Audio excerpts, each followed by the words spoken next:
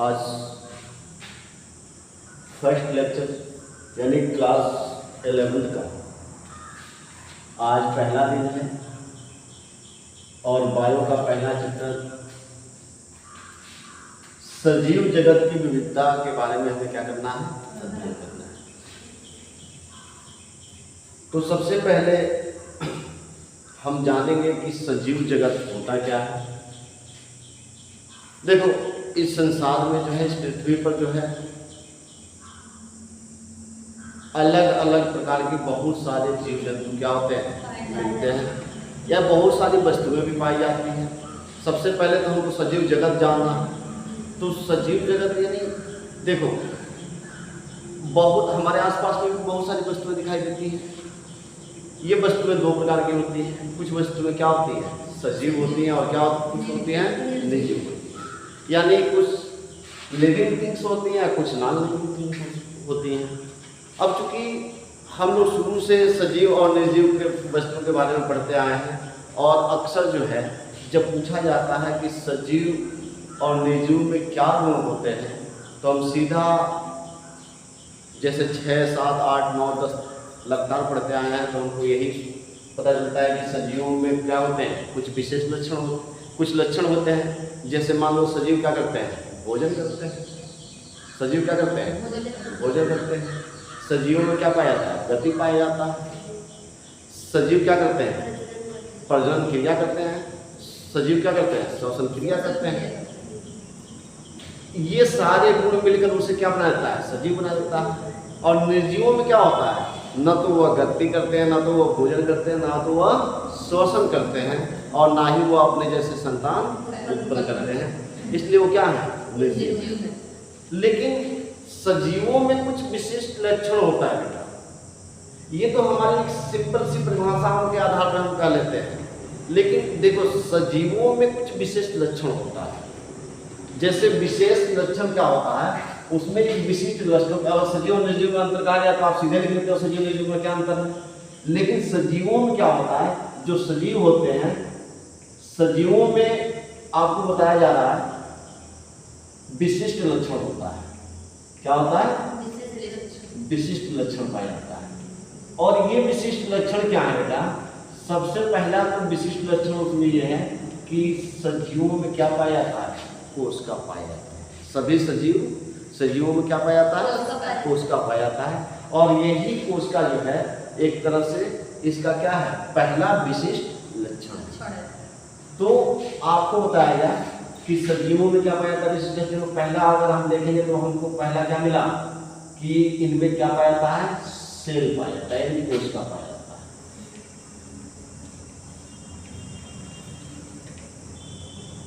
सबसे पहले हम क्या करेंगे, कोशिका के बारे में जानेंगे।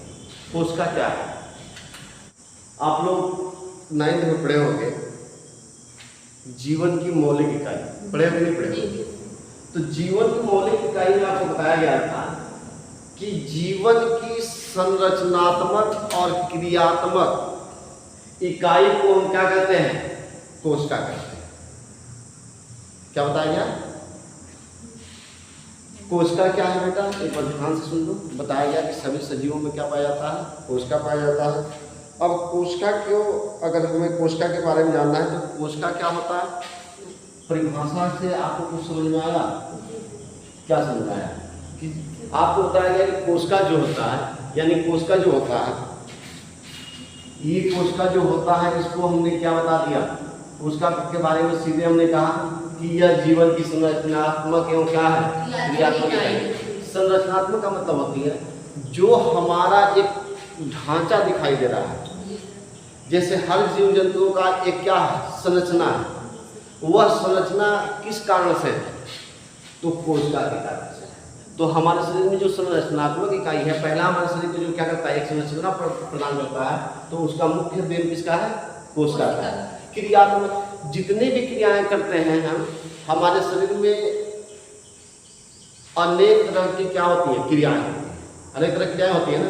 तो उस क्रियाओं को संपन्न कराने के लिए हमारे शरीर में अंग तंत्र है। क्या बनाए गए हैं, अंग तंत्र। अब इन अंग तंत्रों का निर्माण किससे हुआ है, लिखना बंद करो बेटा। आपको बहुत यहाँ जब आपकी क्लास में इसका ऑनलाइन चल रहा है तो दिक्कत क्या है, आप घर पे भी वीडियो देख के बना सकते हो। आपको समझना है ये चीज़ें बहुत सिंपल सी, छोटे क्लासों में आप पढ़ चुके हैं, लेकिन मैं दोबारा बता रहा हूँ। क्या मैं बता रहा था? देखो मैं क्रियात्मक इकाई बता रहा था। तो क्रियात्मक इकाई को मैंने क्या बताया कि संरचनात्मक, यानी हमारे शरीर का एक निश्चित आकार प्रदान हुआ है तो वो कोशिकाओं के संगठन से हुआ है। किससे हुआ? कोशिकाओं के संगठन से। कोशिकाएं एक दूसरे से जुड़ जुड़ के क्या किए हैं? उत्तक का निर्माण किए हैं। और उत्तक क्या किया है? हमारे शरीर का निर्माण किया, यानी हमारे अलग अलग अंगों का निर्माण किया है। हमने क्या बताया? क्रियात्मक इकाई को हम बता रहे थे। क्रियात्मक इकाई क्या है? तो क्रियात्मक इकाई को जब आप सुनोगे तो क्रियात्मक यानी क्रिया करने वाले, जितने भी हमारा शरीर में क्रियाएं होती हैं उसके लिए क्या होती हैं? हमारे पास अंग तंत्र होते हैं। और इन सारे अंग तंत्रों का निर्माण जो है, यानी हमारा शरीर बहुकोशिकीय होता है। क्या होता है? बहुकोशिकीय। बहुत सारी कोशिकाओं से मिलकर बना होता है। तो बहुत सारी कोशिकाओं से मिलकर बने होने के कारण हमारे शरीर में ये कोशिकाएं अलग, यानी बहुत सारी कोशिकाएं मिलकर एक एक अंग तंत्र का क्या करती हैं? निर्माण करती हैं। और यही अंग तंत्र क्या करते हैं? क्रियात्मक कार्य करते हैं, यानी हमारे शरीर में जो जितनी क्रियाएं होती हैं उनको संपन्न करने का कार्य। ठीक है ना? तो इस परिभाषा से आपको संरचनात्मक और क्रियात्मक का मतलब समझ में आया। अब सवाल ये पैदा होता है कि इसको किसने सबसे पहले जाना कि सेल क्या होता है, कोशिका क्या होती है, यानी कोशिका की खोज किसने किया? तो हमको सबसे पहले जानना है कि कोशिका की खोज। तो कोशिका की खोज जो है बेटा, इसका कोशिका का जो है खोज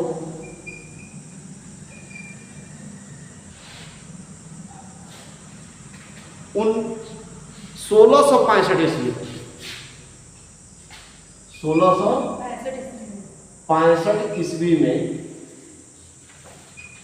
रॉबर्ट हुक ने किया था। किसने किया था? रॉबर्ट हुक ने किया था।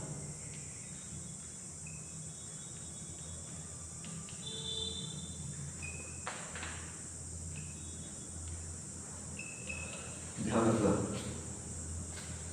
बताया जा रहा है। हमने देख लिया कोशिका क्या है, यानी कोशिका हमारे शरीर की संरचनात्मक एवं क्रियात्मक इकाई है। अब हमने ये देखा कि भाई कोशिका की खोज किसने किया? तो कोशिका का सर्वप्रथम खोज जो है 1665 ईस्वी में रॉबर्ट हुक ने किया था। रॉबर्ट हुक जो थे, एक जानते हो क्या थे? भौतिक वैज्ञानिक थे, यानी वह फिजिक्स की पर आधारित थे। लेकिन उन्होंने क्या किया था? एक माइक्रोस्कोप बनाया था, सूक्ष्मदर्शी बनाया था। और वह सूक्ष्मदर्शी जब बना लिए तो उनको बड़ा जिज्ञासा हुआ कि इस माइक्रोस्कोप से क्या करें, हम कुछ देखें। तो उन्होंने क्या किया? एक लकड़ी था, उस लकड़ी के छाल को लिए और छाल को लेकर और उसको उन्होंने क्या किया? स्लाइड बना के देखा। क्या किया? स्लाइड बना के देखा। तो उसमें जो लकड़ी थी वह लकड़ी मृत कोशिका थी। देखो जितने भी पेड़ पौधे हैं, जीव जंतु हैं, सबके शरीर का निर्माण किससे हुआ? कोशिकाओं से हुआ।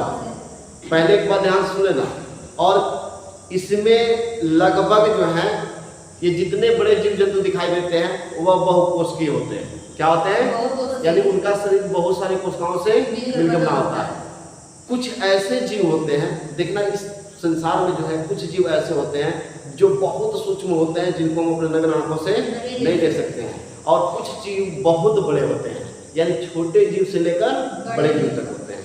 तो इसमें जो है आपको ये बताया जा रहा कि कुछ जीव ऐसे होते हैं जो एक कोशिकीय होते हैं, जिनका शरीर एक ही कोशिका से बना होता है। जैसे अमीबा है। अमीबा कितने कोशिका से बना है? एक ही कोशिका से बना है। और कोशिका जो है शरीर की सबसे सूक्ष्मतम इकाई होती है। हमारे शरीर की सबसे सूक्ष्मतम इकाई कौन होती है? कोशिका होती है। कौन होती है? कोशिका होती है।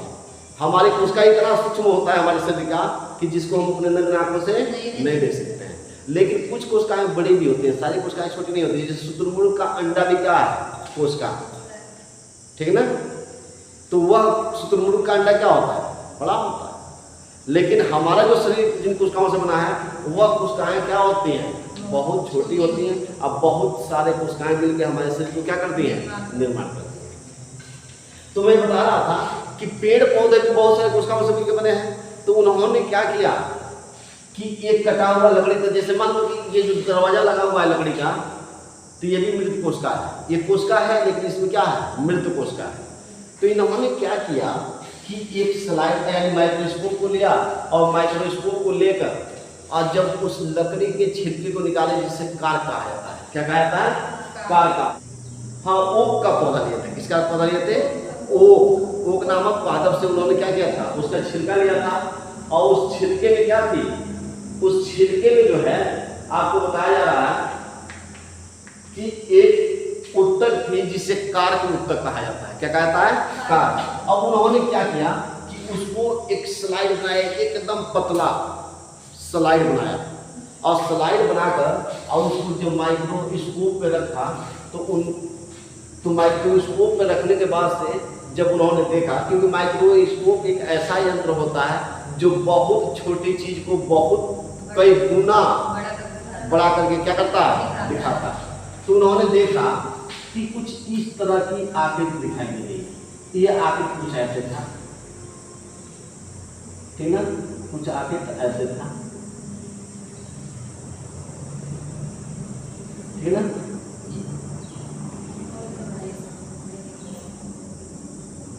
चलो मैं सीधा एक बना रहा हूं, आपको बना लेना उसको। जैसे इसमें आकृति देखोगे तो मधुमक्खी की छत्ता देखे हो, मधुमक्खी की छाते क्या तरह का आकृति दिखाई दिया, यानी कुछ इस तरह का आकृति दिखाई दिया, देख रहे हो। मधुमक्खी की छत्ते की तरफ से कुछ आकृति उनको क्या हुआ, दिखाई दिया। और इस आकृति को उन्होंने क्या नाम रखा, यानी जो ये छोटे छोटे कोष्ठक दिखाई दे रहे हैं, इसी कोष्ठक को उन्होंने क्या कहा, इसका नाम उन्होंने क्या दिया,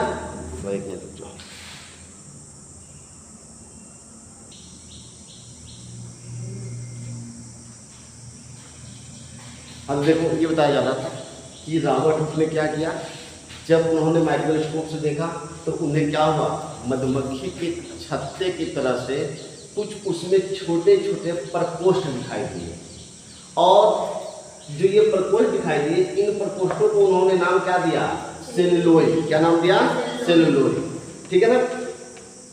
ये तो रॉबर्ट हुक ने कर दिया, इन्होंने देखा और देखकर उसको उन्होंने ये बताया। लेकिन इसको उन्होंने क्या किया कि उन्होंने एक 1965 में एक उनकी किताब छपी, जिस किताब का नाम था माइक्रोग्राफिया। बताया जा रहा कि 1965 में इन्होंने ये काम पहले अपने प्रयोगशाला में क्या किया, इसको देखा। और 1965 में उनका एक माइक्रोग्राफिया नामक क्या हुआ, पुस्तक छपा। उसमें इन सारे बातों को उन्होंने क्या किया था, लिखा। ये लोगों के सामने नहीं बताया, बल्कि अपने किताब में क्या कर दिए, लिख दिए। बाद में जो है एंटोन वान और लेवेनहॉक ने क्या किया, जीवित कोशिका की खोज की। क्या किया, जीवित कोशिका की खोज की। ये जीवित कोशिका जो थे, इन्होंने जीवित कोशिका किसका लिया, उन्होंने 5 तरह के जीवित कोशिकाओं को लिया। जीवाणु, ईस्ट, शुक्राणु, प्रोटोजोआ और आरबीसी। उन्होंने कितने पर अध्ययन किया, 5 जो है कि जीवों क्या, ये तो क्या किस पे किए थे, पादप पे किए थे, पौधे पे किए थे। और इसके बाद से कौन कौन आया, एंटोन वान लेवेनहॉक, नोट कर लेना कहीं आप लोग, लेवेनहॉक। और कौन थे, इन्होंने क्या किया कि जीवित कोशिका पर अध्ययन किया। इन्होंने मृत कोशिका का अध्ययन किया और इन्होंने क्या किया, जीवित कोशिका। वह जीवित कोशिका उन्होंने कितना लिया, 5 प्रकार का लिया। कौन कौन, वो 5 प्रकार के कौन से कोशिका थे, जीवाणु थे, क्या थे, जीवाणु, ईस्ट थे, उसके बाद से शुक्राणु थे, प्रोटोजोआ थे, और बताया गया आरबीसी यानी लाल रक्त कणिकाओं को इन्होंने क्या किया, अध्ययन किया और इस पे खोज करके इन्होंने इसका नाम क्या बताया था? कोश का नाम रखा था। क्या नाम रखा था? कोश का नाम। अब एक सवाल ये पैदा होता है कि मैं बार बार कह रहा हूं जीवित और मृत कोश का, जीवित और मृत कोश का में अंतर क्या है? जानते हो आप? जीवित कोशिका किसे कहा जाता है और मृत कोशिका किसे कहा जाता है? एक चीज जान जाओ, जब तक हमारे शरीर की कोशिकाएं जीवित हैं तो हम जीवित हैं। जब हमारे शरीर की कोशिकाएं क्या हो गई? मर गई, तो हम भी क्या हो जाएंगे? अब सवाल ये पैदा होता है कोशिकाएं क्या होता है? जैसे इस ये जो दरवाजा देख रहे हो, ये जो लकड़ी की जंगला देख रहे हो, जो लकड़ी का लगा हुआ है, ये भी इसमें भी कोशिका है। तो क्या ये कोशिका जीवित है कि मृत है? अब हमारे शरीर में भी कोशिका है, पेड़ पौधों में भी, ये जो सामने पेड़ पौधे दिखाई दे रहे हैं उसमें भी कोशिका है। तो मैं कह रहा हूं कि इसमें भी है, तो ये जीवित है, निर्जीव है ना? तो आखिर मृत होने का क्या कारण है? मृत जो जीवित कोशिका है और जो मृत कोशिका है उसमें क्या अंतर है? कैसे आप पहचानोगे जीवित कोशिका क्या होता है और मृत कोशिका कैसे होता है? मैं देखो बड़े साधारण उसको आसान चीजों में समझा दे रहा हूं आपको, कैसे आप समझोगे इसको।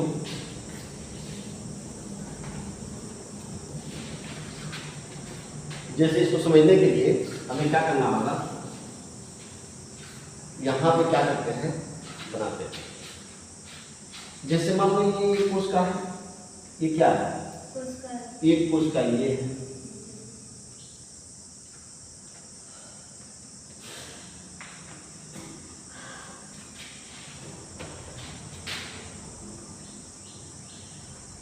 ये कोशिका ये हो गया और ये कोशिका ये हो गया। ये दोनों मान लो क्या है? कोशिका। एक जीवित कोशिका में बना रहा हूं और ये मान लेते हैं कि ये जीवित है। ये कौन सा कोशिका है? जीवित है। ये जीवित है और ये क्या है? मृत। अब जीवित और मृत में अंतर क्या होता है? ये देख रहे हैं दोनों कोशिका इस समय एक जैसे दिख रहा है। दोनों में क्या होता है? सेल वॉल यानी कोशिका भित्ति पाया जाता है। क्या पाया जाता है? सेल वॉल पाया जाता है। ये सेल वॉल होता है यानी कोशिका भित्ति होता है। इसमें भी सेल वॉल है, देख रहे हो ना? अंतर क्या होता है? इसमें जो है एक सेल वॉल के बाद से एक पतली झिल्ली पाई जाती है। क्या पाई जाती है? पतली झिल्ली पाई जाती है। देख रहे हो ना? ये जैसे दिखा रहा हूं, यानी कोशिका भित्ति के नीचे, ठीक उसके नीचे क्या होता है? एक पतली झिल्ली की आवरण पाई जाती है, ठीक है ना? ये पतली झिल्ली की आवरण पाई जा रही है और इसी झिल्ली के अंदर जो है कुछ तरल पदार्थ पाए जाते हैं। क्या पाए जाते हैं? तरल पदार्थ पाए जाते हैं। जैसे मान लो इस प्रकार का क्या पाया जा रहा है? तरल पदार्थ पाया जा रहा है, ठीक है ना? और इसी तरल पदार्थ के अंदर जो है, ये जो तरल पदार्थ पाया जाता है, इसके तरल पदार्थ के अंदर जो है यहाँ पर एक इस तरह का भाग पाया जाता है। ऐसे एक भाग पाया जाता है जिसे हम क्या कहते हैं? केंद्रक कहते हैं। क्या कहते हैं? केंद्रक कहते हैं। इसके बाद से इसके अंदर कुछ इस तरह की संरचनाएं दिखाई देती हैं। ये भी झिल्ली क्या होती है? दोहरी झिल्ली की बनी होती है। ये झिल्ली ऐसे करके मतलब कुछ संरचनाएं क्या होती है? दिखाई देती है, जिसको हम क्या कहते हैं? कोशिकांग कहते हैं। क्या कहते हैं? कोशिकांग कहते हैं।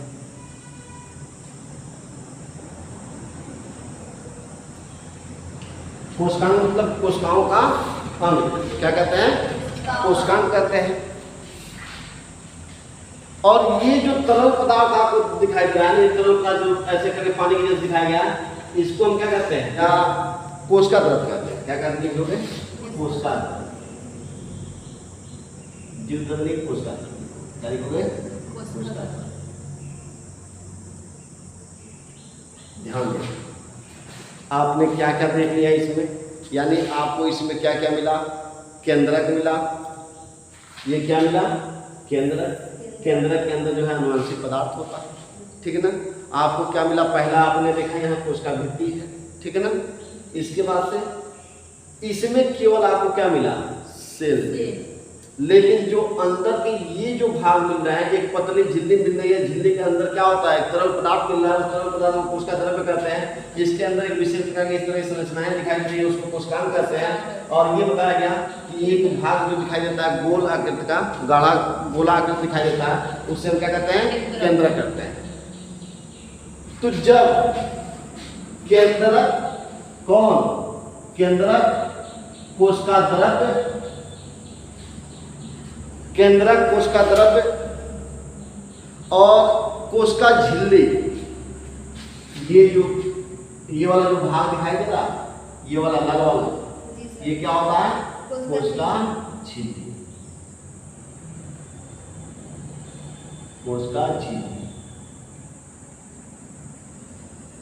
यानी कोशिका झिल्ली हो गया, कोशिकांग हो गया और केंद्रक, जिसमें ये चारों चीज पाए जाते हो, उससे हम क्या कहते हैं, इससे किसका निर्माण होता है, जीव द्रव्य का निर्माण होता है। क्या होता है, जीव द्रव्य। किसका निर्माण होता है, जीव द्रव्य का। ध्यान रखना क्या बताया गया, यहां ध्यान दो, यहां बताया जा रहा है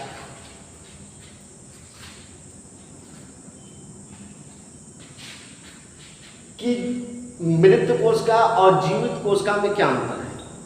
तो मृत कोशिका में बताया गया बेटा कि मृत कोशिका में सिर्फ और क्या होता है, एक सेल वॉल पाया जाता है, यानी कोशिका भित्ति पाया जाता है, कोशिका भित्ति के सिवा दूसरा कोई चीज नहीं, यानी खाली जगह पाया जाता है।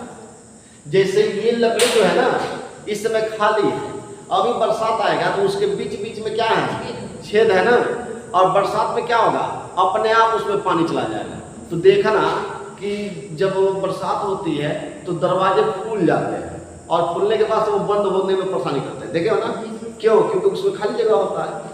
तो ये इसमें सिर्फ एक खाली जगह होता है। और इसमें क्या पाया जाता है कि सेलवाल तो इसमें पाया गया, लेकिन सेलवाल के साथ साथ इसमें एक पतली झिल्ली पाई गई, जिसको हमने क्या कहा, कोशिका झिल्ली कहा। और इसके बाद से इसके अंदर कुछ तरल पदार्थ पाए गए, जिसको हम क्या कहें, कोशिका द्रव्य कहें। और इसके बाद से इसमें कुछ इस तरह की संरचनाएं दिखाई देती है, जिसको हम क्या कहते हैं, जो झिल्ली की बनी होती है, जिसको क्या कहते हैं, कोशिकांग कहते हैं। और बीच में कौन सा भाग पाता है, केंद्रक। अब जब ये सब मिल जाते हैं, केंद्रक, कोशिकांग, कोशिका द्रव्य और कोशिका झिल्ली, तो उससे किसका निर्माण होता है, जीव द्रव्य का। किसका निर्माण होता है, जीव द्रव्य का निर्माण होता है। समझ में आया। और यही क्या है, जिसमें जीव द्रव्य होगा, जिस कोशिका के अंदर जीव द्रव्य पाया जाता है, वह कोशिका क्या होती है, जीवित होती है। बात समझ में आ गई। जिस कोशिका के अंदर से जीव द्रव्य क्या हो गया, खत्म हो गया, वो कोशिका क्या हो जाती है, मृत कोशिका हो जाती है। इधर देखो एक बार फिर समझो, बताया जा रहा है कि कोशिकाएं कब जीवित होंगी, जिस कोशिका के अंदर जीव द्रव्य पाया जाता हो। जीव द्रव्य का मतलब क्या, कि यानी जिसमें ये कोशिका झिल्ली हो, जिसमें कोशिकांग हो, जिसमें कोशिका द्रव्य हो, जिसमें क्या हो, केंद्रक हो। जब ये सब पाए जाते हो, तब वो कोशिका क्या होगी, जीवित होगी, नहीं तो वो कोशिका क्या होती है, मृत होती है। तो यहाँ पर ये कोशिका जीवित क्यों है, क्योंकि इसमें जीव द्रव्य पाया जा रहा और इसमें जीव द्रव्य नहीं पाया जा रहा। अगर इसमें जीव द्रव्य का निर्माण हो गया तो ये भी कोशिका क्या होगी, जीवित हो जाएगी। ठीक है ना। तो जब केंद्रक का विभाजन होता है, जैसे केंद्रक का विभाजन होता है ना, जब एक कोशिका टूटती है, दो कोशिकाओं का जन्म होता है, तो ये पहले केंद्रक का विभाजन होता है। केंद्रक जब विभाजन होता है तो उस समय वो जीवित नहीं होते हैं। जब उसमें किसका निर्माण हो जाता है, जीव द्रव्य का। जीव द्रव्य का मतलब क्या क्या, केंद्रक, कोशिकांग, कोशिका द्रव्य, कोशिका झिल्ली, जब इसका निर्माण हो जाता है तो वो कोशिकाएं क्या हो जाती हैं, जीवित हो जाती है। ठीक है, बात में समझ में आया। अब एक सवाल ये पैदा होता है कि कोशिका द्रव्य की, यानी जीव द्रव्य की खोज किसने किया था। अब देखो ये जो होता है जीव द्रव्य, जीव द्रव्य को जो है यहां देख लेते हैं। बताया गया कि जो जीव द्रव्य होता है, जीव द्रव्य को जो है जीवन का भौतिक आधार माना जाता है। यहां लिख लेते हैं, जीव द्रव्य को हम क्या मानते हैं, जीवन का भौतिक। जीव द्रव्य को हम कहते हैं जीवन का भौतिक आधार। क्या कहते हैं, जीवन का भौतिक आधार। क्यों भौतिक आधार कहा जाता है बेटा? क्योंकि जब जीव द्रव्य नहीं होगा तो कोशिका जीवित नहीं होगी, और जब कोशिका जीवित नहीं होगी तो कोई जीवित होगा नहीं होगा, ठीक है ना। इसीलिए जीव द्रव्य को जीवन का क्या माना जाता है? भौतिक आधार माना जाता है। द्रव्य को किसने, हेक्सले महोदय ने क्या कहा था? क्या कहा था? यह जीवन का भौतिक आधार। अब आते हैं कि जीव द्रव्य को खोजा किसने, सर्वप्रथम इसकी खोज किसने की? तो देखो जीव द्रव्य का जो है सर्वप्रथम खोज जो है, पहले जीव द्रव्य को एक वैज्ञानिक थे जिनका नाम था कोटी। क्या नाम था? कोटी। कोटी महोदय जो है, जो कोटी महोदय थे, कोटी महोदय अपने प्रयोग में उनको जीव द्रव्य दिखाई दिया था, लेकिन वो जीव द्रव्य को देखे थे। सर्वप्रथम देखा किसने था? कोटी महोदय ने देखा, लेकिन वह किसी से बताया नहीं, ना ही इसका लोगों के सामने व्याख्या किए। वह सिर्फ अपने किताब में लिखा कि हमने कुछ इस तरह की संरचना देखा, और ना ही उसका उन्होंने नाम रखा, ठीक है ना।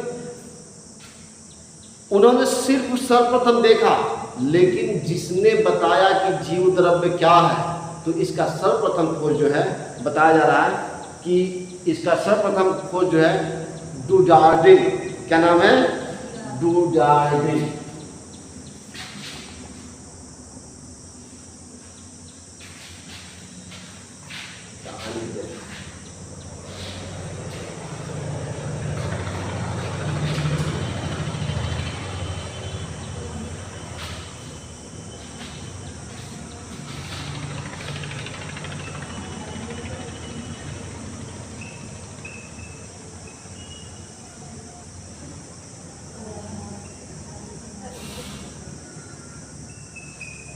बताया जा रहा है कि जीव द्रव्य का सर्वप्रथम खोज जो है किसने किया था?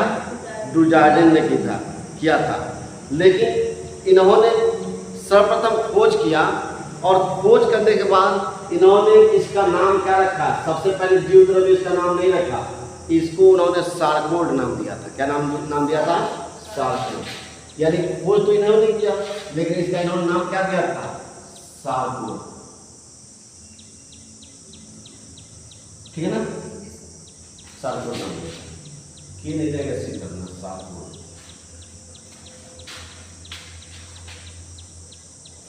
बाद में जो है आगे चलकर, क्योंकि इन्होंने खोज किया, किसने देखा? तो कोटी ने, और बाद में इसकी खोज किसने किया?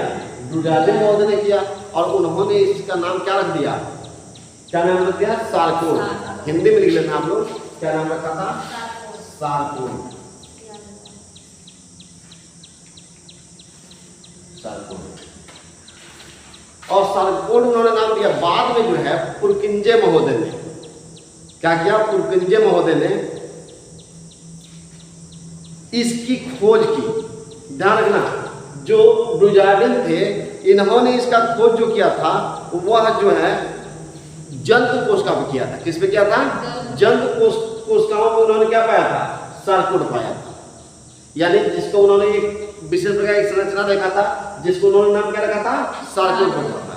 बाद में पुरकिंजे जो है पादप कोशिकाओं पर अध्ययन कर रहे थे, तो पादप कोशिकाओं पर अध्ययन करते हुए उन्होंने भी उस संरचना को देखा, तो उन्होंने उसका नाम क्या रख दिया? जीव द्रव्य। यानी उसको उन्होंने क्या कहा? प्रोटोप्लाज्म नाम रख दिया। क्या नाम रख दिया? प्रोटोप्लाज्म नाम रख दिया, ठीक है ना। तो ये चीज आपके दिमाग में रहेगा कि यानी इनके बाद कौन आया? इन्होंने किसमें किया था? ये जीव कोशिका में किया। इसमें क्या था? जीव जंतुओं के कोशिकाओं में किया, जीव कोशिकाओं में किया, ठीक ना। और इसके बाद से पुरकिंजे आए। कौन आए? पुरकिंजे।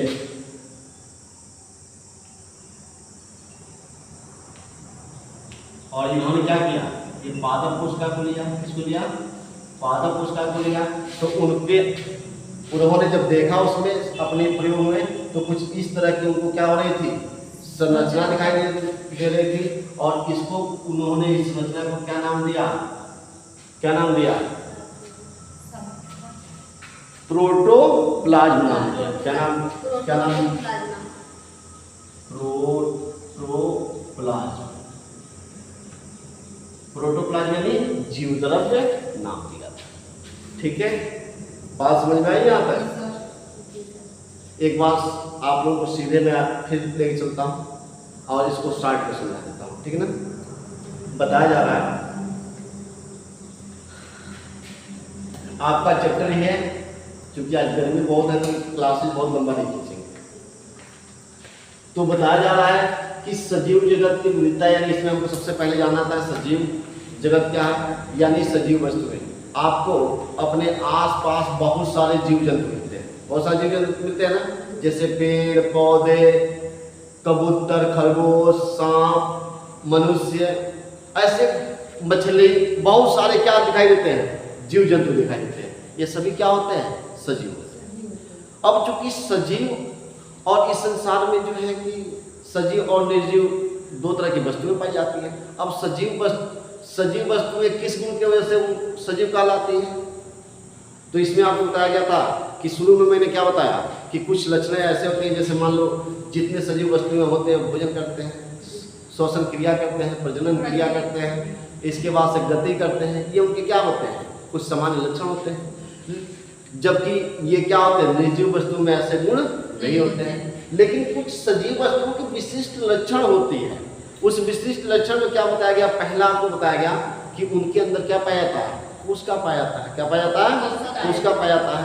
अब ये जो कोशिका होती है बेटा, ये कोशिका जो होती है, कोशिका को जीवन की संरचनात्मक एवं क्रियात्मक क्या माना जाता है, इकाई माना जाता है। क्यों संरचनात्मक और क्रियात्मक इकाई माना जाता है? संरचनात्मक इकाई इसलिए माना जाता है क्योंकि हमारे शरीर की जो एक ढांचा दिखाई दे रही है, एक आकृति जो दिखाई दे रही है, वो किसकी वजह से, कोशिकाओं का। क्योंकि हमारा पूरा शरीर क्या हुआ है, बहुत सारे कोशिकाओं के मिलने से बना है। और बहुत सारे कोशिकाएं मिलकर अलग अलग ऊतक का निर्माण किए हैं, और अलग अलग ऊतक क्या किए हैं, अलग अलग अंगों का निर्माण किए हैं। इसलिए हमारा एक निश्चित क्या होता है, संरचना दिखाई देती है।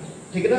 अब क्रियात्मक इकाई क्या है, तो हमारे शरीर में बहुत सारी क्रियाएं होती हैं, जैसे मान लो श्वसन क्रिया, पाचन क्रिया, परिसंचरण क्रिया, प्रजनन क्रिया, ये सारी क्रियाएं घटनाएं होती रहती हैं हमारे शरीर में।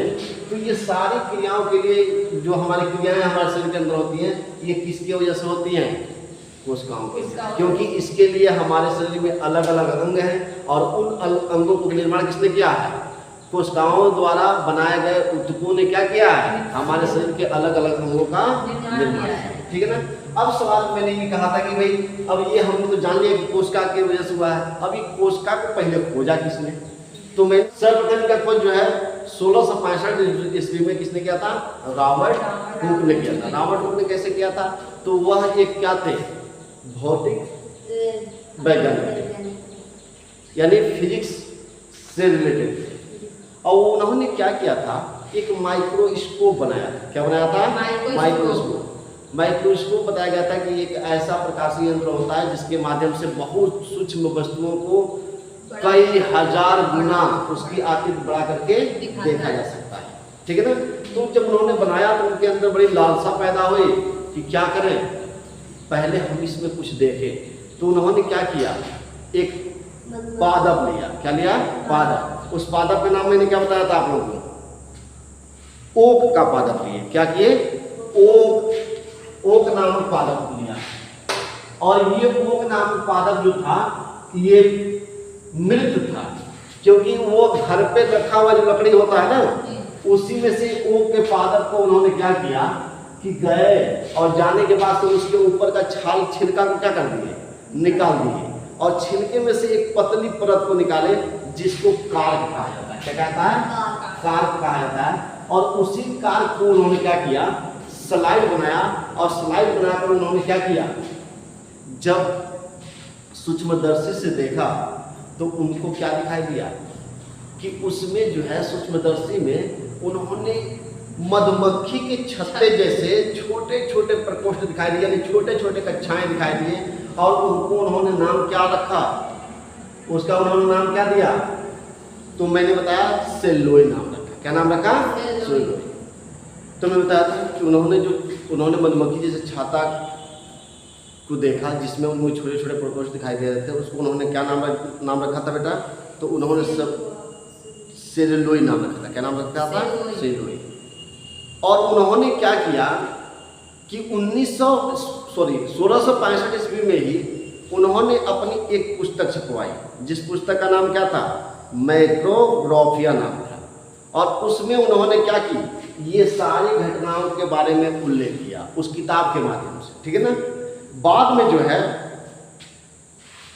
एंटोन ल्यूवेनहाक ने क्या किया, उन्होंने क्या किया, जीवित कोशिकाओं की खोज की। इन्होंने तो मृत कोशिका पे खोज किया था, और उन्होंने क्या किया, जीवित कोशिका पे अध्ययन किया। उन्होंने 5 प्रकार के जीवित कोशिकाओं को अपने प्रयोग में लिया, जिसमें जीवाणु का था, ईस्ट का था, और क्या बताया गया था, शुक्राणु था, प्रोटोजोआ था, और आरबीसी था, ठीक है ना।